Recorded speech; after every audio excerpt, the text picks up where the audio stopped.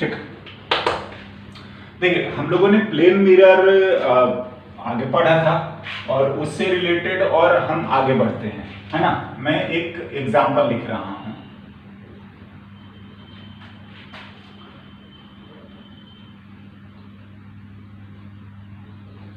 ऐसा काम करते हैं,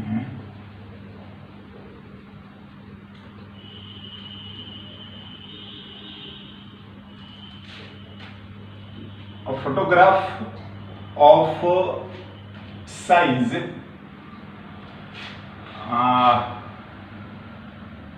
6 feet wide and 8 feet long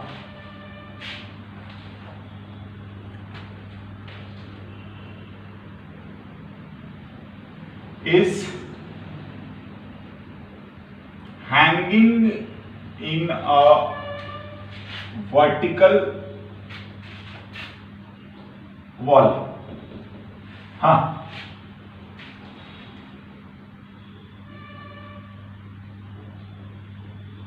a plane mirror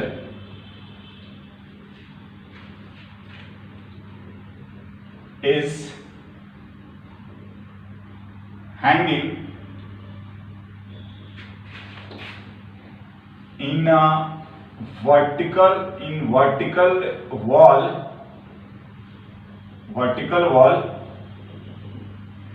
in front of photograph, है ना। Now if the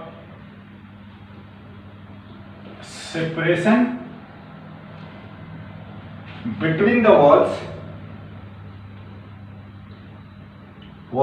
is 4 feet and a man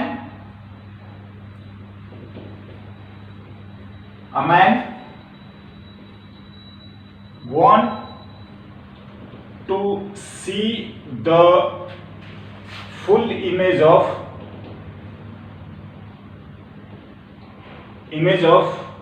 photo in plane mirror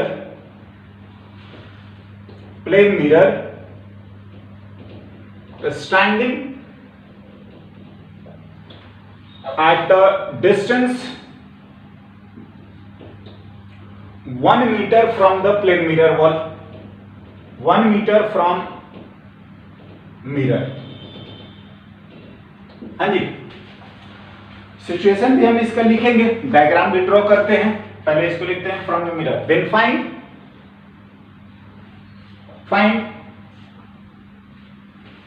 the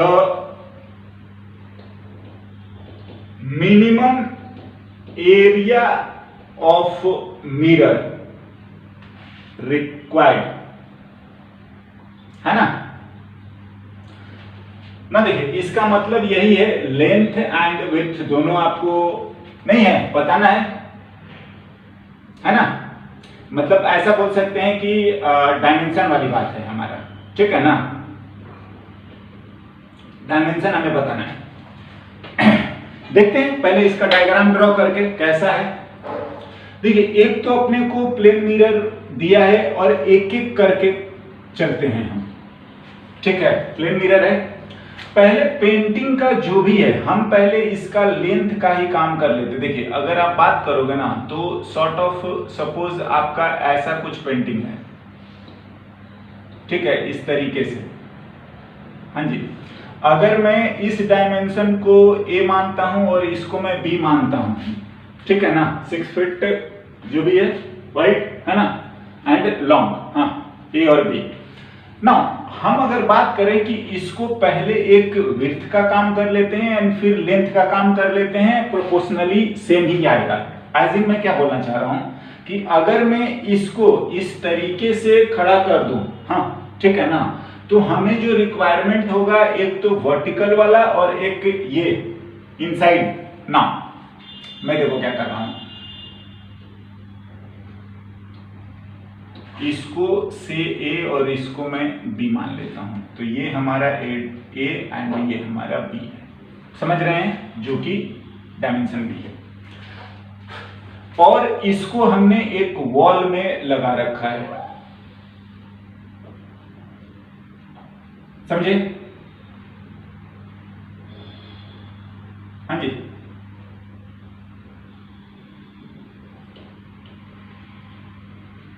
ये ना, तो अगर हम बात करेंगे तो इसका इमेज भी, जो भी इसकी डिस्टेंस है x, तो इसका इमेज भी इतनी ही डिस्टेंस पर इस साइड ऐसा ही बनेगा, बिल्कुल a dash and what b dash, और ये b ही रहेगा। हाँ, अगर हम इस डायमेंशन को भी लिखें तो ये हमारा y है, राइट ना। बात ऐसा है कि ऑब्जर्वर की बात करें कि अब जो ऑब्जर्वर है वो तो यहां से, सॉरी ये भी x है तो ये भी x ही होगा ना। ऑब्जर्वर जो है, मैं अगर ऐसे लिखने की कोशिश करूं कि ये जो ऑब्जर्वर जो हमारा है वो अगर यहां से y डिस्टेंस पर है, हाँ, तो बी केयरफुल, क्या होना चाहिए कि जो देखने के लिए तो इसके पास रेस पहुंचनी चाहिए, मतलब यहां से ये वाला रेस, ये रिफ्लेक्टेड, हाँ, सिमिलरली इस एक्सट्रीम एज का भी पहुंचना चाहिए। देखो ये आपके ऊपर है कि इंसिडेंट ड्रॉ करें या ना करें। मैंने पहले भी समझाया था कि इसके कॉरस्पॉन्डिंग ये वाला इंसिडेंट है और यहां से आपका ये वाला इंसिडेंट है। अगर आप चाहें तो ड्रॉ करिए, नहीं तो कोई जरूरत नहीं है, ठीक है ना। आप जानते हैं कि ये ऑब्जेक्ट है तो हम ऐसा इमेज बनाएंगे और ये दिखना चाहिए ऑब्जर्वर को, मतलब एक्सट्रीम रिफ्लेक्टेड रेस जो है वो आइज तक पहुंचनी चाहिए ना।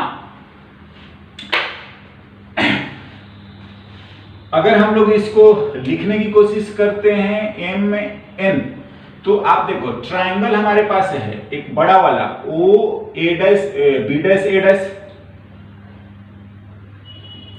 And triangle O M N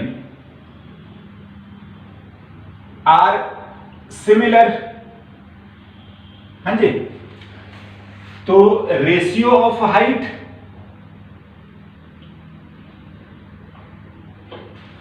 and ratio of base, तो रेशियो ऑफ हाइट जो भी लिखना है, अगर इसका मैं हाइट की बात करूंगा तो बड़ा वाला ट्रायंगल का हाइट x प्लस वाई हो गया ना, तो x plus y divided by छोटे वाले का y upon ratio of base, base एक b है और से इसको मैं b डैश मान लेता हूं, हाँ, ये मैं लिख रहा हूं a डैश b डैश बड़े वाले का और ये है आपका एम एन, मतलब b अपॉन, चलिए मैं b डैश लिख लेता हूं। तो जो b डैश आ रहा है वो आपका b y by x plus y. मैं क्या बोलना चाह रहा हूं ना कि जैसा ये आपका आ रहा है b डैश, ठीक है, वैसा ही आपका a डैश भी आ जाएगा, समझ रहे हैं?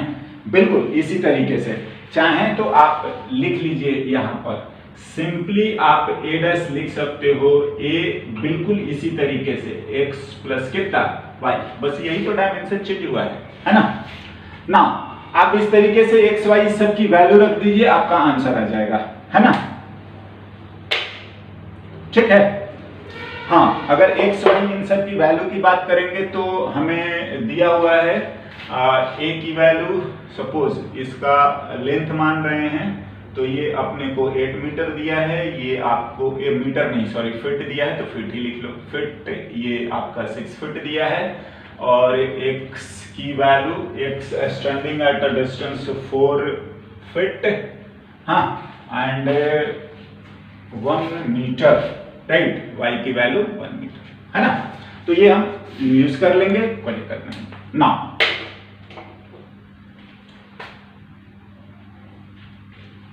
देखिए हम जो बताना चाह रहे हैं ना कि एक तो हमारा प्लेन मिरर में इंपॉर्टेंट एस्पेक्ट्स आते हैं कि उसका इमेज बनाना, तो इमेज आप सिंपली जैसा है वो उसको मैंने बता रखा है, आप उसके अकॉर्डिंग इमेज बना दीजिए। एंड नाउ जहां ऑब्जर्वर है वहां एक्सट्रीम रिफ्लेक्टेड रेज जानी चाहिए, एक्सट्रीम रिफ्लेक्टेड रेज है ना, आप वहां से कर दीजिए, देन ज्योमेट्रिकली ये सॉर्ट आउट हो जाता है, सॉल्व हो जाता है। नेक्स्ट, इससे देखिए एक इमेज वगैरह का तो बात हमने देख लिया प्लेन मिरर में। सेकंड आता है वेलोसिटी से रिलेटेड, है ना, देन हम कॉम्बिनेशंस भी पढ़ेंगे मोर देन वन मिरर का।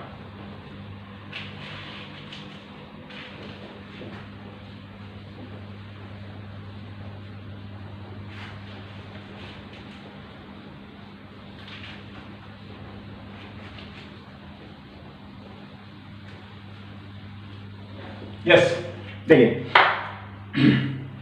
बात कर रहे हैं वेलोसिटी ऑफ इमेज।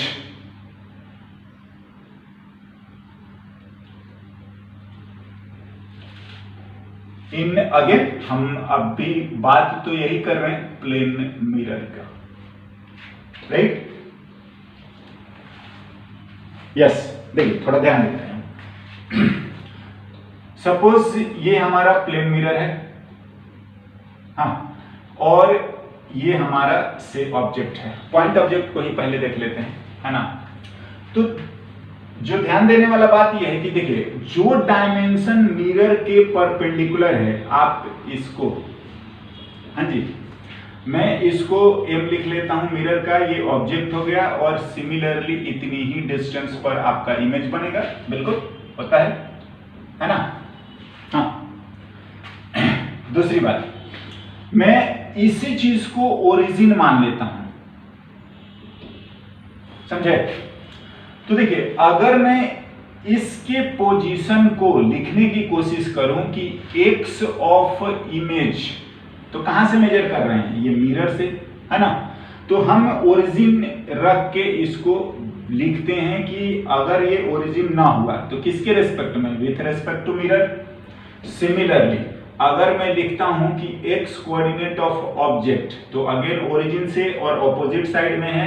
अगर ये ओरिजिन ना माने तो ये विथ रेस्पेक्ट टू अगेन क्या है, mirror.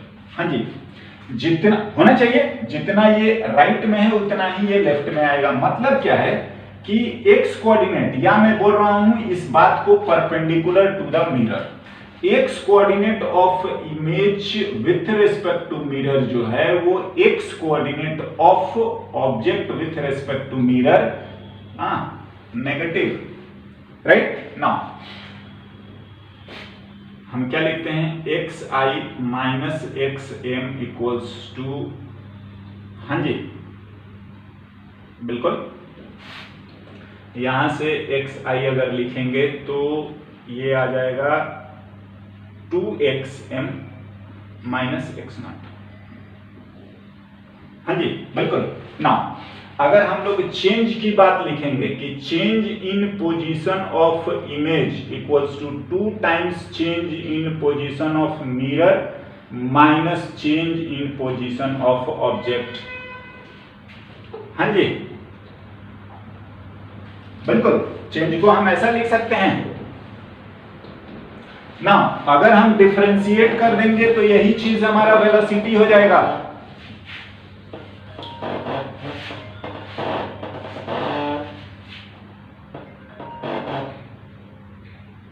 Sorry,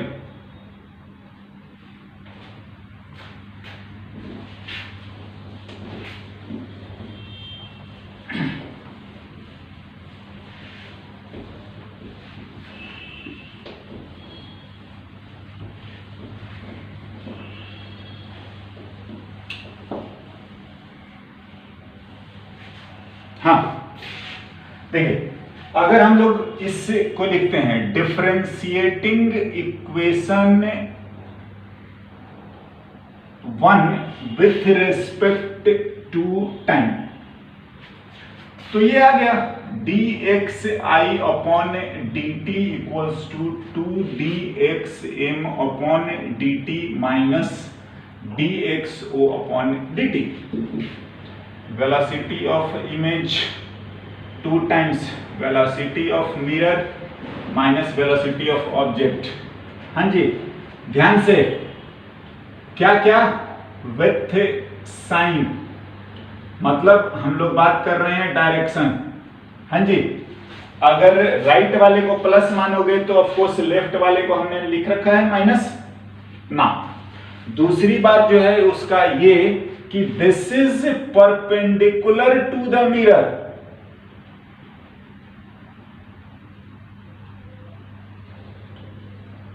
to the mirror, हाँ जी, ये चीज अप्लाई करेंगे ना।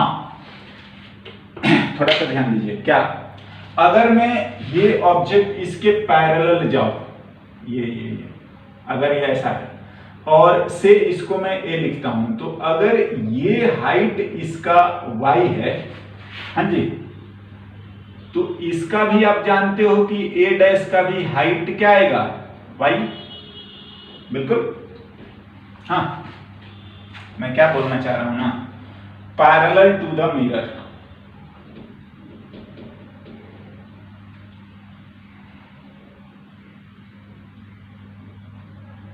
थोड़ा ध्यान दीजिए, क्या पैरेलल टू द मिरर में क्या आ रहा है ना कि y of image and y of object, पहले देख लीजिए बराबर है या नहीं। बिल्कुल, y ऑफ ऑब्जेक्ट और y ऑफ इमेज क्या बराबर आएगा।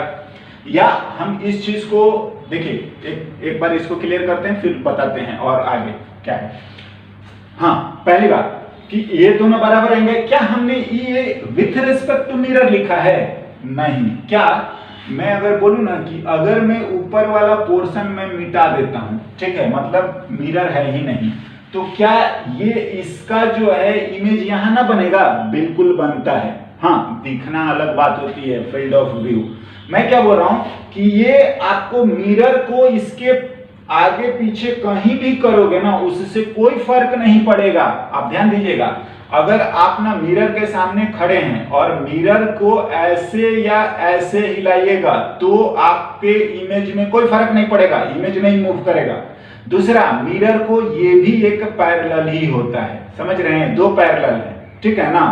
ऐसा भी करने से उस इमेज में कोई फर्क नहीं पड़ता। हम बात ये करना चाह रहे हैं ना कि जो पैरेलल वाले कंपोनेंट हैं वो इमेज का और ऑब्जेक्ट का वो विथ रिस्पेक्ट टू ग्राउंड ही सेम होते हैं। हाँ जी, मिरर से कोई फर्क नहीं पड़ता। मिरर को मूव करेंगे भी तो उससे इमेज के पैरेलल वाले डायरेक्शन पे कोई फर्क नहीं आता। Anyway, and D y of i upon dt को dy of object upon dt लिखेंगे। Velocity of image, velocity of object, कैसा? Parallel to the mirror.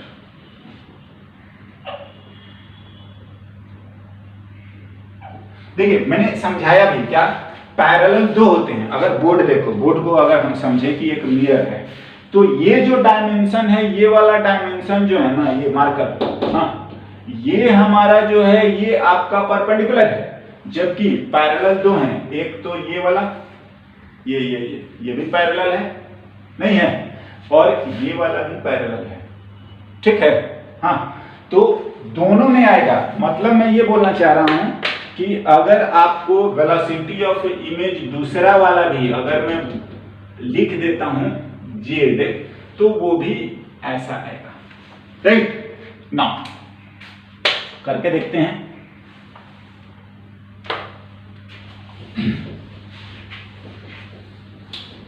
मैंने इसी से रिलेटेड आपको एक क्वेश्चन भी लास्ट टाइम बताया था कि ऑब्जेक्ट को फिक्स रख के मिरर को हम शिफ्ट करते हैं, तो हाँ, एक एंगुलर रोटेशन अलग था, एक डिस्प्लेसमेंट अलग था, तो ये टोटल ये रिलेशन आ जाता है एक ही बार में। दोनों को, ऑब्जेक्ट, इमेज, मिरर, सबको मूव करिएगा, एक बार में बता देगा। एनीवे, आगे बढ़ते हैं।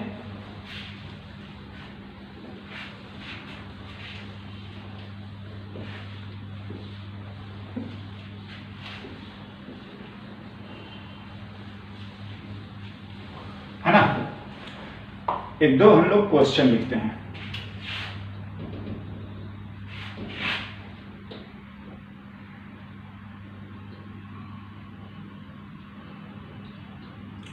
ऑब्जेक्ट है और इधर 4 मीटर पर सेकंड से जा रहा है ना। तो हमें बताना है वेलोसिटी ऑफ इमेज कितना आएगा, ठीक है ना। Find velocity of image. देखिए अगर मैं चाहूं तो डायरेक्ट फॉर्मूला ये वाला लिखो, velocity of image 2 times velocity of mirror minus object as कहां, परपेंडिकुलर टू मिरर। बिल्कुल सही बात है। हाँ तो लिख दीजिए वेलोसिटी ऑफ मिरर फिलहाल 0 दे रखा है, आप ये लिख लीजिए 0 लिख लीजिए, ऑब्जेक्ट राइट वाले को प्लस मान लोगे तो 4, मतलब ये -4 आ गया।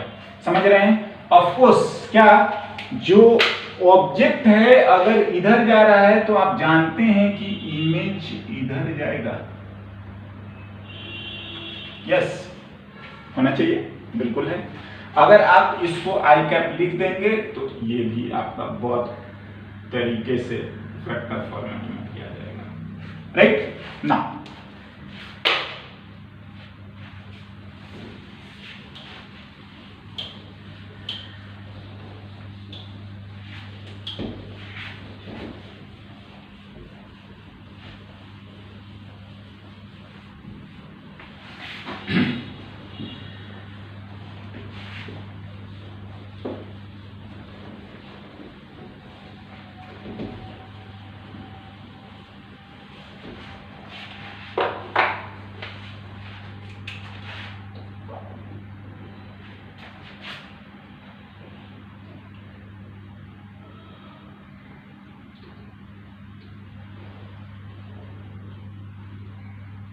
टेन मीटर पर सेकंड, हाँ जी। एंगल हम 37 लिख देते हैं, है ना। और मिरर भी 2 मीटर पर सेकंड से, ऐसे, राइट ना। तो देखिए क्या करेंगे, नो डाउट फॉर्मूला तो हमें यही लिखना है, velocity of image 2 times velocity of mirror minus velocity of object, और this is where perpendicular to mirror. ना तो पहले तो आप ये काम कर लो क्या कि इसके कंपोनेंट तो इधर करेंगे तो वो 10 cos 37 मतलब 8 मीटर पर सेकंड, और इधर करेंगे तो ये आ जाएगा आपका कितना 10 sin 37 यानी कि 6 मीटर पर सेकंड, राइट ना। यही परपेंडिकुलर वाला है ना, हाँ जी।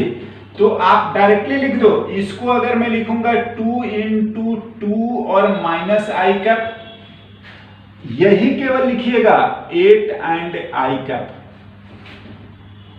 हाँ जी यही तक है ना ये। तो ये आ गया -4 आई कैप और -8 आई कैप, यानी कि -12 I cap. Velocity of image पता है ये एक्स का बात हो रहा है, परपेंडिकुलर वाला, राइट ना। इतना ही नहीं है, ये भी रहेगा एंड पैरेलल टू जो मिरर है वो तो एज इट इज रहेगा ना, किसमें, वाई में। वाई में इसका है 6 मीटर, तो वेलोसिटी ऑफ ये 6 जे कैप भी आप लिखेंगे। तो अगर हम लोग वेलोसिटी ऑफ ये वाई वाला है ना, चलो मैं वाई लिखता हूं। तो अगर आप वेलोसिटी ऑफ ये एक्स है ये वाई है, तो वेलोसिटी ऑफ इमेज का आंसर आपका ये आएगा -12 I cap plus 6 J cap. Mind it, ऐसा नहीं कि हम पैरेलल वाला भूल जाएं या ये, हाँ समझ रहे हैं ना। तो आपको टोटल बताना पड़ेगा, पैरेलल वाला सेम रहता है, परपेंडिकुलर वाला में हम ये फॉर्मूला लगा देंगे, ओके ना।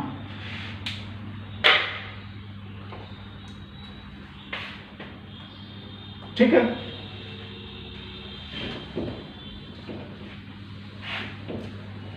इस तरीके से हम लोग वेलोसिटी वाला हैंडल कर सकते हैं, है ना।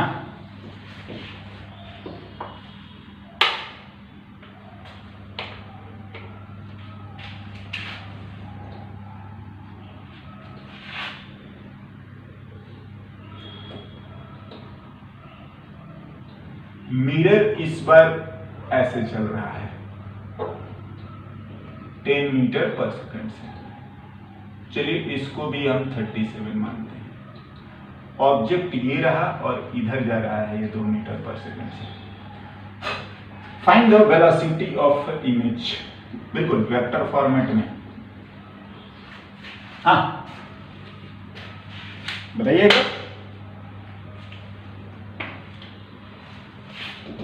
ना इसको मैं लिखता हूं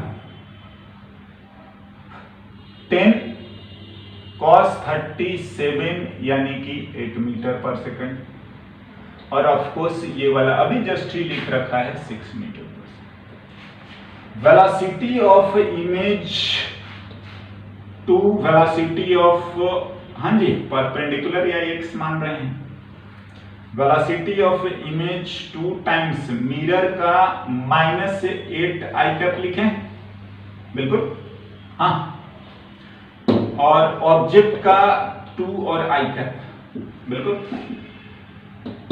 -18 आई कैप। हाँ जी पता है, दिस इज ऑल।